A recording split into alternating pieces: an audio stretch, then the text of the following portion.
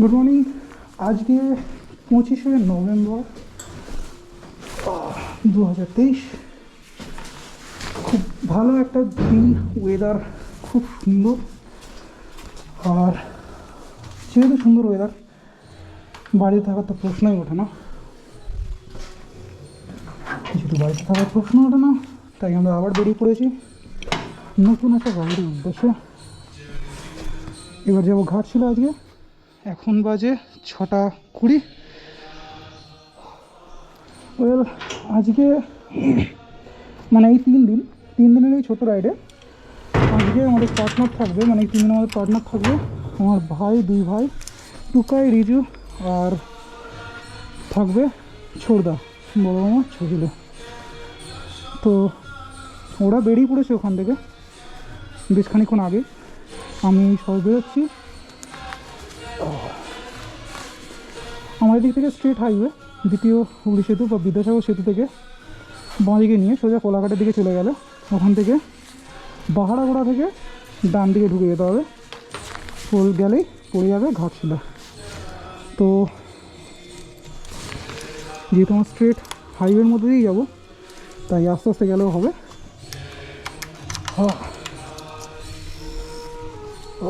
Weather দারুণ আছে, কোনো বৃষ্টির কোনো প্রিসিপিটেশন নেই।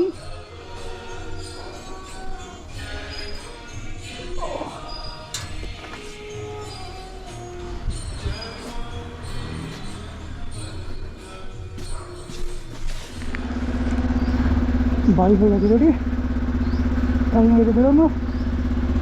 তো শুরু হয়ে যাত্রা।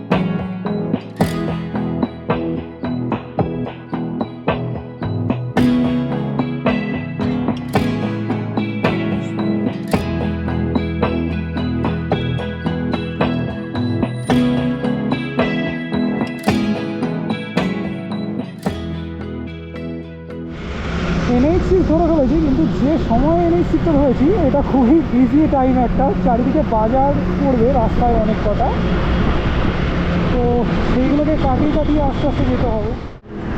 তো এখন বাজে 8:30। আমি নিউ ঘোষ হোটেলে এলাম, আমি একটু খাওয়া দাওয়া করতে হবে, কারণ ঠিকঠাক রাখতে হবে। এখানে খাওয়া দাওয়া করতে হবে, কারণ খিদেও পেয়ে যায় খুব জোরে। এটা আমার ব্রেকফাস্টের টাইম অ্যাকচুয়ালি।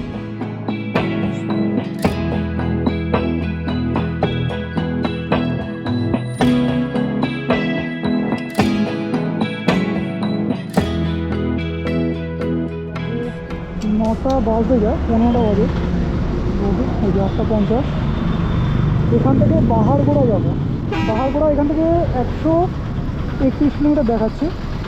আপাতত ম্যাপটা মারবো, মেরে শুরু হবে।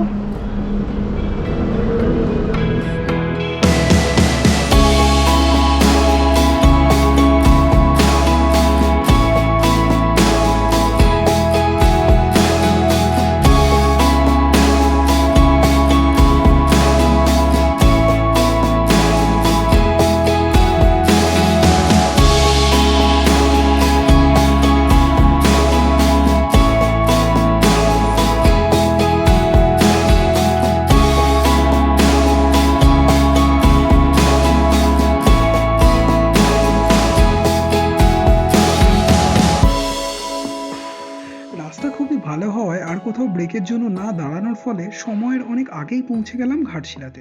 সেখানে দুয়ারসিনি WBSFDA নামের গভর্নমেন্ট কটেজে আমাদের রুম বুক করাই ছিল। সেই দিকেই তাই রওনা হলাম এবার। জঙ্গল আর পাহাড়ের মাঝখান দিয়ে প্রকৃতির রূপ উপভোগ করতে করতে।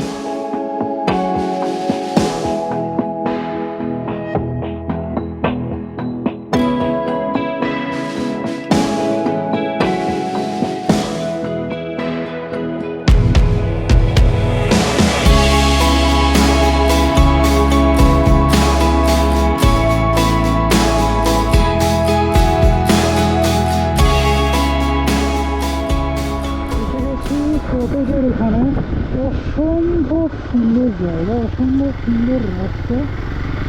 এই রাস্তাটা চলে গেছে কটেজের দিকে।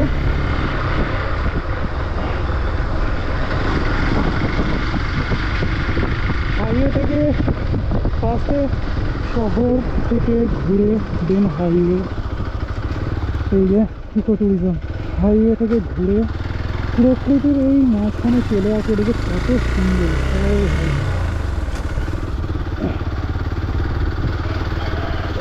সম্ভবত রিসেপশন দেখি কথা বলতে হবে। আমি এখানে চেক ইন করে নিয়েছি, চেক ইন বলতে জাস্ট এন্ট্রিটা করে নিয়েছি। এখনও পর্যন্ত ভাইরা এসে পৌঁছয়নি, স্লিপটা ওদের কাছে আছে, যে বুকিং স্লিপটা ওদের কাছে আছে। তো আমি এখন এখানে বসে আছি, ওরা আগে আসুক, এলে তারপরে বাকিটা শুরু হবে। আপাতত ততক্ষণ দেখি আশপাশটা ঘুরে দেখি। আশপাশটা খুব সুন্দর জায়গা, ইকো ট্যুরিজম বলতে বেশ সুন্দর করেছে। এই হচ্ছে কি সব কটেজগুলো, প্রত্যেকটা কটেজ এক একটা কটেজ হিসেবে ভাড়া হয়। আমাদের পড়েছে 2000 টাকা করে 3টে কটেজ। আর একটা এমনি থাকার ঘর আছে, সেটা অন্যদিকে মনে হয়, ওই কোথাও একটা অন্যদিকে আছে একটা থাকার ঘর। এইটা হচ্ছে কি, এটা এন্ট্রি হয়েই সোজা এসে এই 3টে কটেজ। আর এটা কিছু একটা রান্নাঘর বা অন্য কিছু একটা হবে। আর এইটা হচ্ছে কি অফিস রুমটা, অফিস রুম বলতে ডাইনিং রুমটা অ্যাকচুয়ালি। এখানটা খাওয়ার জায়গা আছে। যেটা বলছিলাম যে এইখানে এই 3টে কটেজ আছে, এই কটেজগুলো 2000 টাকা করে ভাড়া।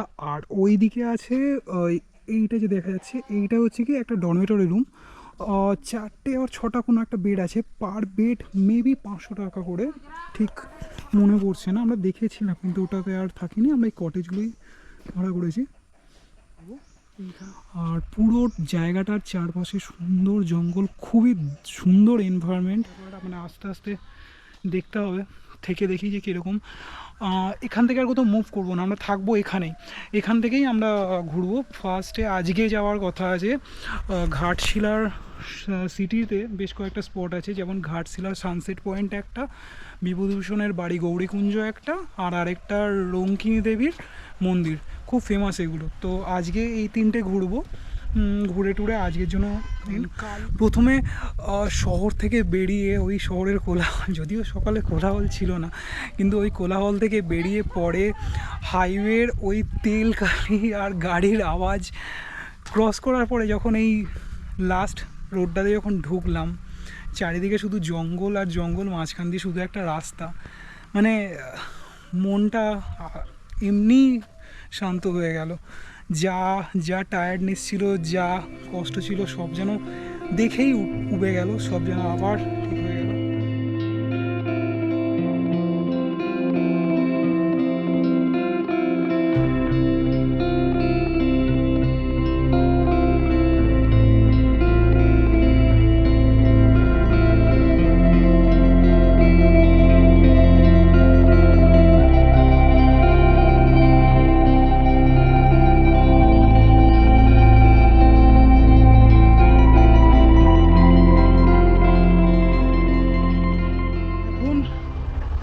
সাড়ে 3:40 বাজে, আমরা বেরিয়ে পড়েছি। এই তো সব এসে গেছে, সবাই এসে গেছে এখানে। হ্যাঁ, এত করে দেখাচ্ছি, কিছু করার নেই, সবাই এসে। 1 ঘন্টা ধরে ওয়েট করছিলাম তোদের জন্য রেডি হয়ে। কোন দিকে এই তো এদিকে। তা প্রথমে আমরা যাচ্ছি বিভূতিভূষণের বাড়ি গৌরীকুঞ্জ, ডান দিক। হ্যাঁ, ডান দিকে ফার্স্ট ডেস্টিনেশন ওইটা। দেখি মাঝখানে একটা সানসেট পয়েন্ট বলছিল, যদি পাই তাহলে দেখে নেব।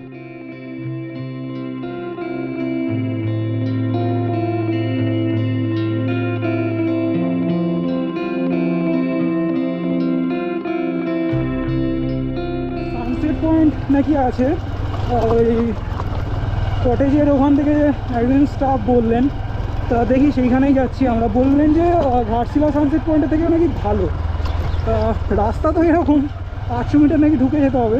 দেখি ওটা কটেজটা থেকে হাইওয়ের দিকে যেতে একটা ক্যানেল পড়বে, এই ক্যানেল সাইডে আছে একটা ক্যানেল পড়বে,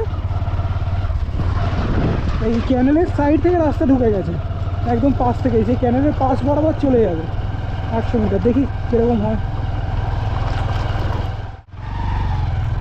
ও সিরিয়াসলি জায়গাটা ভালো জায়গা।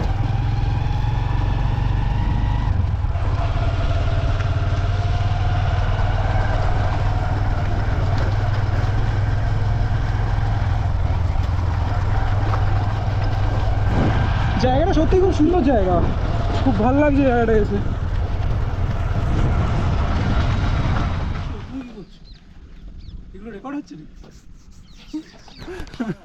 যাই হোক, আমরা এসে গেছি সানসেট পয়েন্টটাতে। ওটা কটেজটা থেকে বেরিয়ে হাইওয়ে দিকে যেতে একটা ক্যানেল পড়বে, সেই ক্যানেলের সাইড থেকেই রাস্তাটা ঢুকে যাচ্ছে, সেই রাস্তাটা চলে আসছে। বেশিটা খুব সামান্যই একটু আসতে হয় এলে।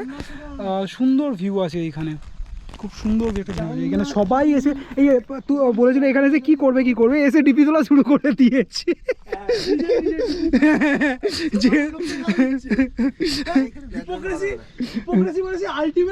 এখানে প্রত্যেকে ধরে নিয়েছে একটা করে ডিপি নেবে, আর একজন ফটো তুলতে শুরু করে দিয়েছে। ভর্তি টিয়া পাখি আছে, চারিদিকে ডেকে বেড়াচ্ছে। আর শুধু টিয়া পাখি না, আরও অনেক পাখি আছে এখানে। মানে প্রকৃতির কাছে আসা যেটাকে বলে, সত্যি এই জায়গাটা এসে পাওয়া যায়। যদিও কিছু কিছু গাড়ি ঘোড়া মানে তলা দিয়ে একটা রাস্তা আছে, সেখানে বাইকের কিছু আওয়াজ পাওয়া যাচ্ছে, তাও ঠিক আছে, ভালো লাগছে। খুব সুন্দর জায়গা, সানসেট পয়েন্টটা আসার মতো জায়গা। এরপরে আমরা যাব বিভূতিভূষণের বাড়ি, তারপরে রঙ্কিনী দেবীর কালী মন্দিরটা, যেটা খুব বিখ্যাত এইখানে। এইখানের ভিউটা দেখাচ্ছি।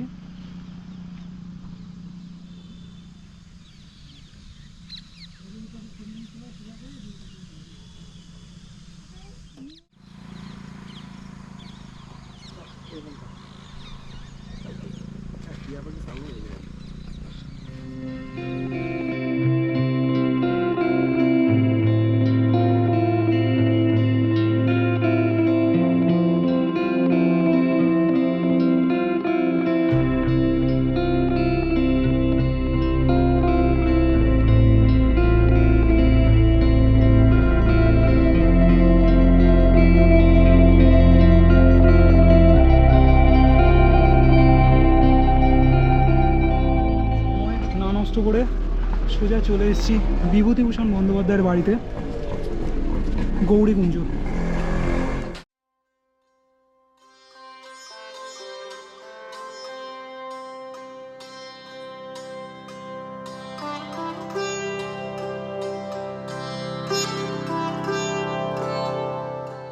পথের পাঁচালী, অপরাজিত, আরণ্যক, আদর্শ হিন্দু হোটেল, চাঁদের পাহাড়, তারানাথ তান্ত্রিক, হীরামানিক জলে, এই নামগুলো শোনেননি এমন কোনো বাঙালি নেই।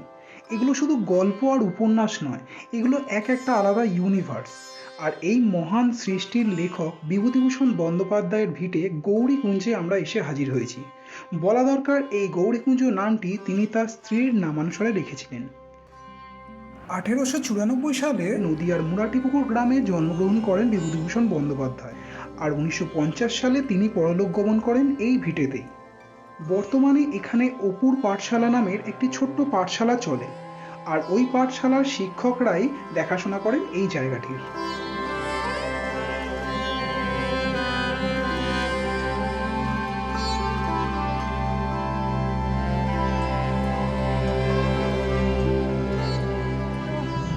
রঙ্কিনী দেবীর মন্দির আছে এখানে, খুব ফেমাস রঙ্কিনী দেবীটা। তো সেই রঙ্কিনী দেবীর মন্দির আছে, সেখানেই আমরা এসেছি। খুব ভালো টাইমে এসেছি, এখানে আরতি শুরু হয়েছে সব। এই যে এই মন্দিরটা,